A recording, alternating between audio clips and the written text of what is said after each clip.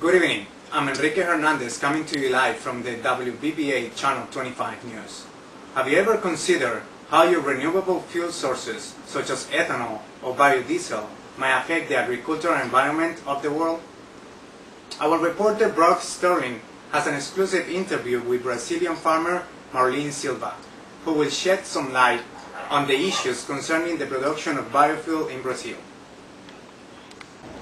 Thank you, Enrique. Thank you for joining us this evening, Ms. Silva. It's a pleasure to be here and be able to share the biofuels situation from the farmer's perspective. What is the current state of the farming industry with respect to biofuel production in Brazil? Currently, Brazil is a leader in renewable fuels such as ethanol and biodiesels. Its booming economy is shifting into overdrive with biofuels and deep water oil providing energy independence. The government is collecting enough cash to irrigate the deserts and pave highways across the Amazon. Currently, forest land is being converted to farmland in order to grow the crops necessary to produce the biofuel.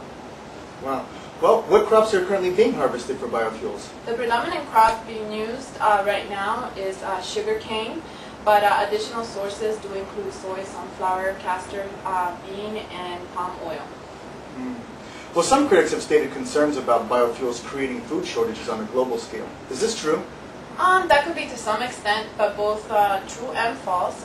True because a major criticism often leveled against biomass, particularly against large-scale fuel production, is that it could divert agricultural production away from food crops.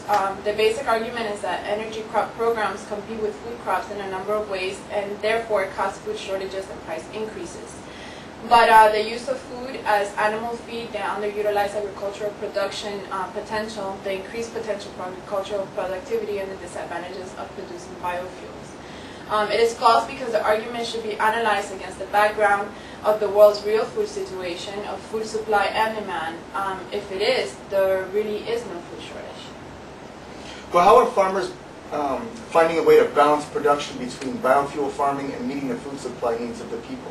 The food shortages and price increase that Brazil suffered a few years ago were blamed on the pro-alcohol program, which is the fuel ethanol.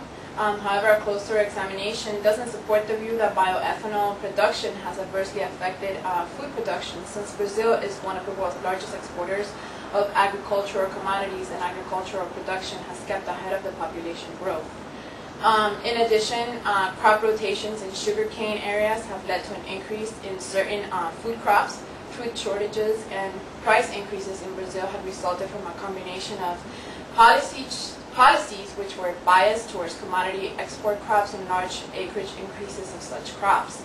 Furthermore, hyperinflation, currency devaluation, price control of domestic foodstuff. So within this reality, any negative effects that bioethanol production might have had should be considered as part of the overall problem, not the problem.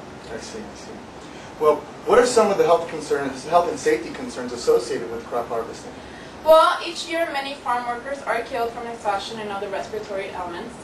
Farm workers face as many, if not more, work-related health problems as their counterparts in industrialized nations. Therefore, sugarcane workers in Brazil have a high level of occupational accidents and are exposed to the high toxicity of pesticides. They also have an increased risk of lung cancer, possibly mesothelioma, and this may be related to the practice of burning foliage at the time of cane cutting. The workers may also be affected by chronic infections which reduce their productivity, and the legal framework for their protection is often inadequate. I understand.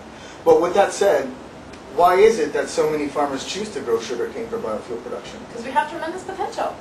Growing sugarcane has become a means of survival for us small farmers. We would not even be able to pay our bills with another type of plantation. Well, thank you for your time, Mrs. Silva. As the situation involves a global level, the last thing we want to do when purchasing ethanol and biodiesel is to create food shortages in other parts of the world. Once again, I'd like to thank you for joining us tonight. Back to you, Enrique.